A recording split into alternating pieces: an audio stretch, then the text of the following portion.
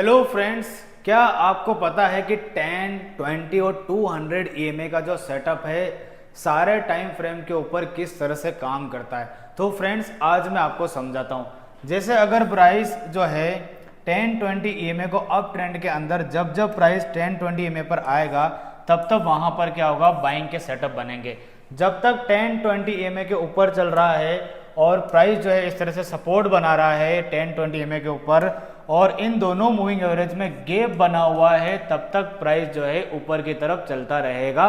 और उसके बाद में जैसे ही रेजिस्टेंस के आसपास पहुंचेगा और इन दोनों मूविंग एवरेज के आसपास में क्या होगा कि मूविंग एवरेज में दोनों में क्रॉस ओवर हो जाएगा। और जब भी दोनों में क्रॉस ओवर हो जाएगा उसको हम रेजिस्टेंस पर जो क्रॉस ओवर होता है उसको हम डेथ क्रॉस ओवर कहते हैं। तो डेथ क्रॉस ओवर होने के बाद में क्या होगा कि प्राइस जो है अब उस टाइम फ्रेम के 200 की ईएमए तक जाएगा।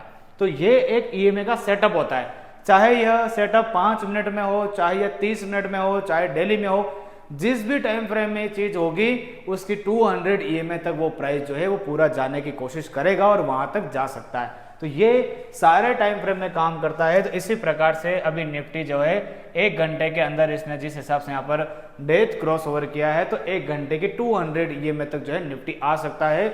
और 1 घंटे के जो 200 है आज की तारीख में जो आ रही है अभी वो आ रही है 25,000 के आसपास। तो ज़्यादा नहीं है, ये चाहे तो यहाँ से ऊपर भी जा सकता है 10, 20 में के ऊपर अगर सस्टेन करता है तो, और इसको टेस्ट भी कर सकता है। तो ऑलमोस्ट निफ्टी अपने इस 1 घंटे के 200 के आसपास आ चुका है। और अब अगर निफ्टी अब 1 घंटे में 10, 20 ईएमए के ऊपर की तरफ में मान लेते हैं कि सस्टेन नहीं कर पाता है, ब्रेकआउट नहीं कर पाता है और इस 200 ईएमए को भी नीचे काट देता है और 1 घंटे के 10, 20 ईएमए के नीचे काम करता है, तो ये डाउनफॉल जो है नीचे की तरफ कंटिन्यू होता जाएगा।